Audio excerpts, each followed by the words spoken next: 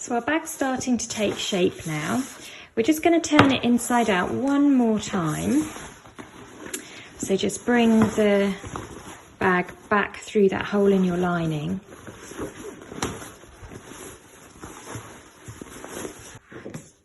And then we want to bring the two bases of the bags together. So the lining base and the bag base. And what we'll do is we'll just secure those together along the short edges just by sewing within the seam allowance along those edges, and that will help to stop the lining from pulling out when you use your bag and you draw things out from your bag. So we're just going to sew along those edges there, just kind of almost sort of baste or tack them together. So we're just going to sew in the seam allowance, that's all. So the two bag bases are together. And we're just going to sew along here and along here. Just to sew together the seam allowance from the bag base and the seam allowance from the lining, and make sure that everything else is folded out of the way there. You can see that. There we are, so that's just sewn together along those bottom edges, and now we can finally again turn the bag through to the right side through our hole in the lining, and this time the lining will just stay nice and stay put at the bottom of the bag. Just turn that through. So we've turned our bags back through to the right sides. So the next thing we're going to do is our shoulder area. Cast the bag to the side for one moment and take your shoulder piece, and we want to fold in half lengthways like so, and just clip that in place.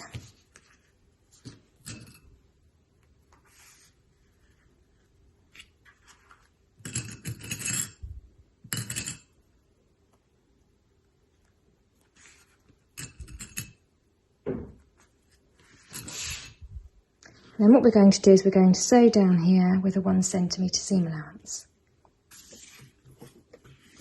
So I'm just using my normal thread, I don't have to use any fancy thread. Just a little back stitch at the beginning there, and then off I go. There we go, so that's sewn all the way down there. We can cut off the threads in a minute. So we just want to turn that inside out now.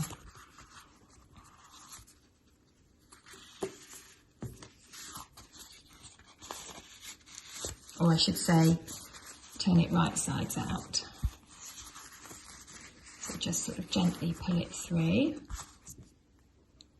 So take your shoulder strap, and we just want to post that onto one side of your bag. So if you just take your bag and fold it in at the end and just post that through there. So you want the folds to sort of come in like this.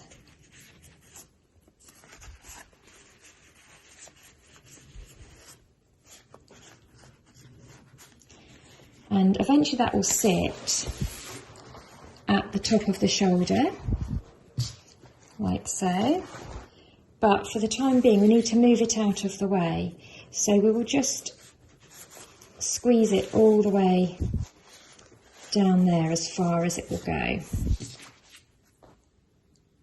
So the next thing that we need to do is to connect these two raw ends. So if you take these two ends, what you eventually want is for these to be sewn together. So just put them together like this, and this stage will help to prevent anything from getting twisted. And then just clip those lining areas together.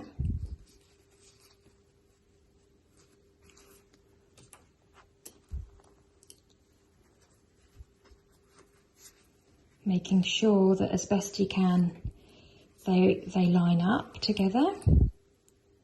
Put your hand in through your hole and you just want to draw this inside out, so just tuck that in there, and you're just going to draw this strap through through the hole there. So now you've got both of those shoulder strap areas together. Now just going to sew all the way around the circumference there. So we're now going to sew round in a circle to attach the straps there, and when we pull it through they should be nicely joined. So just, you've got your opening there where those two straps join at the top of your shoulder, and line up the raw edges, and with 1 centimetre in, and we just basically put your presser foot inside that tube there, and we're just going to come round in a circle.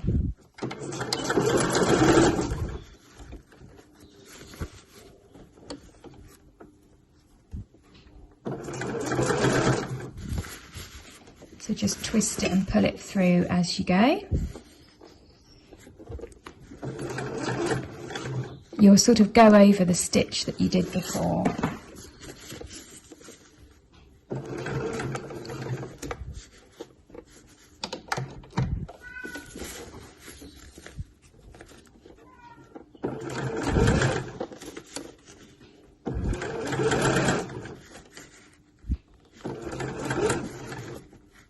I'm trying to keep my hands a little bit out of the way so you can see what I'm up to.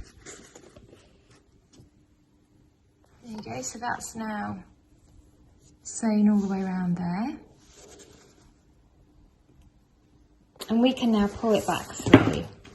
So it does look a bit like a puzzle, but if you just start pulling that through, then when you pull it out, that's the seam that you've just sewn there, with your lining on the inside and your fabric on the outside. And the next thing to do is just to slide that shoulder. So fold this in, whoop, a little bit of thread, fold that in, and you just want to slide the shoulder panel along to cover that seam. So that's now at the top of my bag. I've got my seam there, and these bits are folded to the inside, and it just gives it a nice look to the top of that bag. So we're very nearly done. We've just got one last finishing touch, my favourite bit actually, which is to make the tassel. So here's our piece that we prepared earlier, which has been bonded together for the tassel. The first thing to do is just to sew a guide stitch 1 centimetre down from the folded edge. So there's your folded edge. You just want to sew 1 centimetre down here. So lining up my fold with the 1 centimetre and just sew along. I come over to my cutting mat because I've sewn my 1 centimetre line down here. I just want to, where I've stuck the tassel together, I'm just going to trim off a little bit of excess from each side, just where perhaps things didn't match up absolutely perfectly, just to give myself a really neat, clean edge. And you can use a pair of scissors as well to trim this. Just going to give it a really nice, neat finish. The next thing we want to do is to create the tassels themselves. And if you've got scissors, you can just cut straight lines up here. If you've got a ruler and a rotary cutter, then you can use that as well. I'd say that each tassel strand needs to be about 1/2 centimetre. One other way to do this, if you're using scissors, is just to cut in half, and then quarters, and then eighths, and then 16ths. So you're sort of doing it half each time. Now how I'm going to do it is I'm just going to come in 1/2 centimetre for each tassel, and I'm going to stop at the guide line at the top.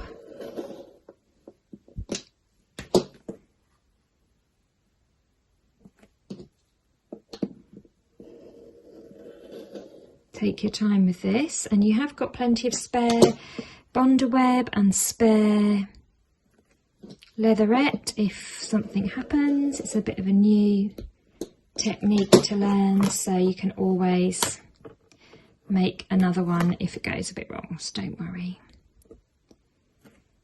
Just have fun. And you could make your tassel strands a little bit chunkier if you wanted to.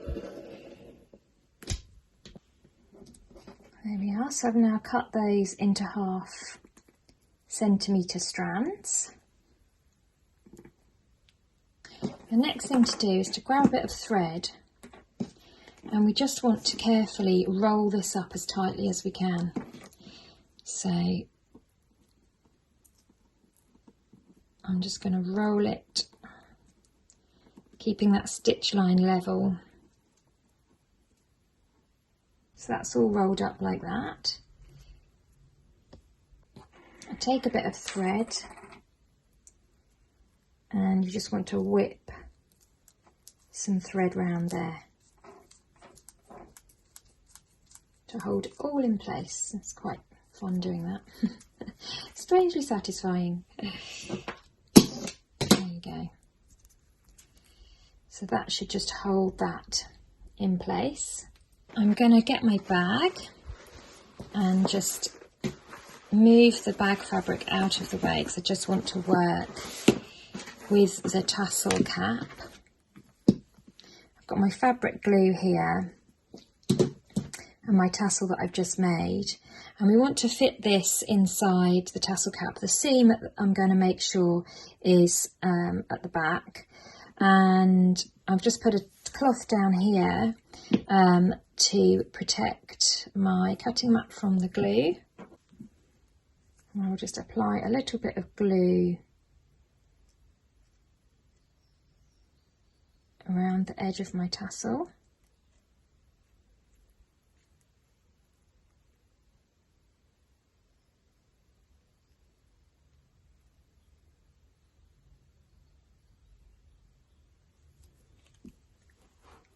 And a little bit in here as well, for good measure. And then I'm just going to squeeze that tassel into the tassel cap.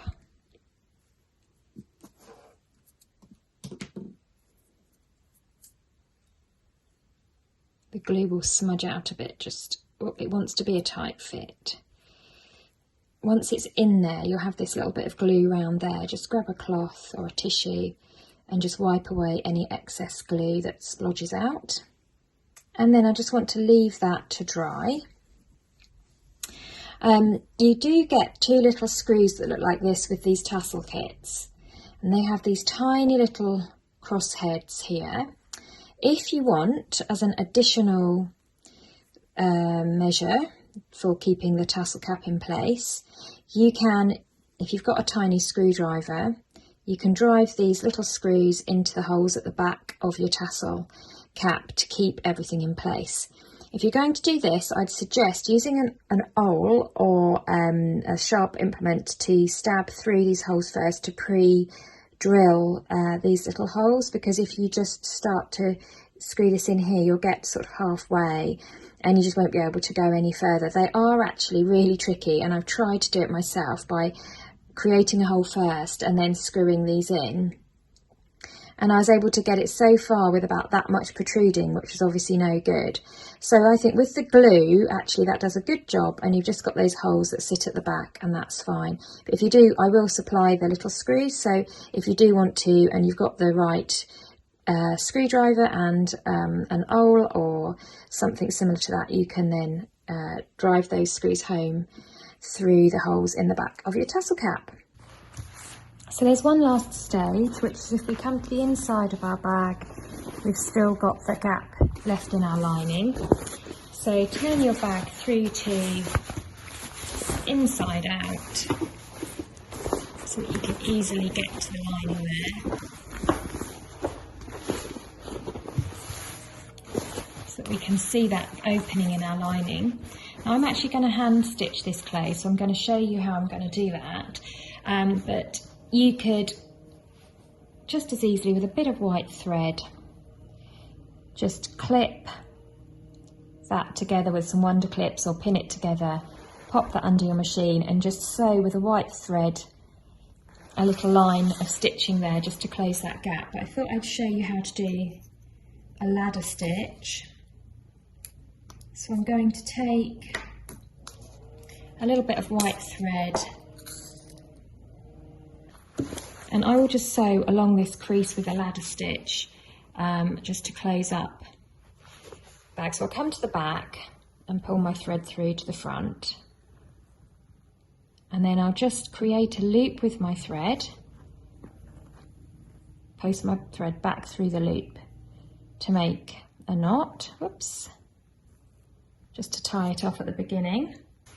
And then we want to just close this gap closed with an invisible kind of line of stitching. So what we do is I will put my needle, you can see this okay, into that crease there on one side,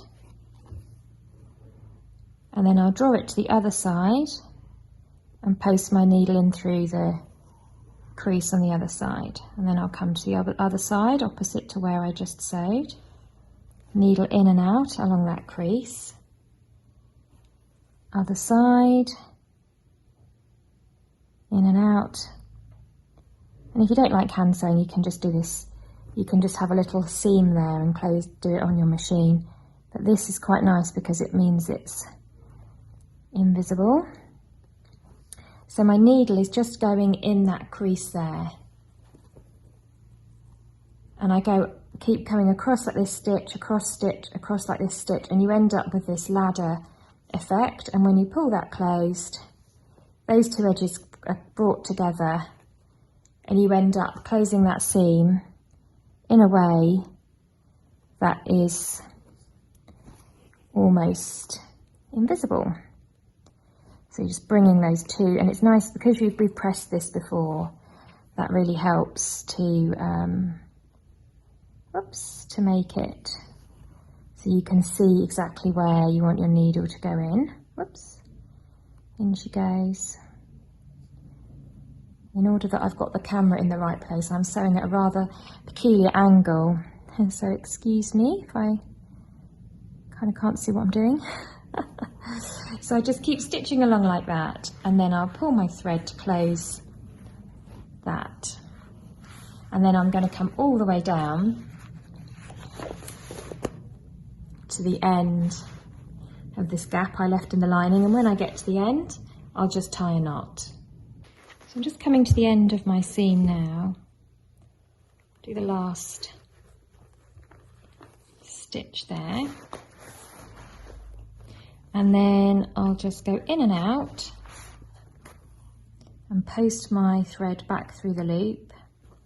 Do that a couple of times to tie off everything. So I've got a knot there now, and so I'll post my needle right back into my lining just at the point of that seam, and then poke it back out at some other place in the middle of the lining so that thread tail disappears there.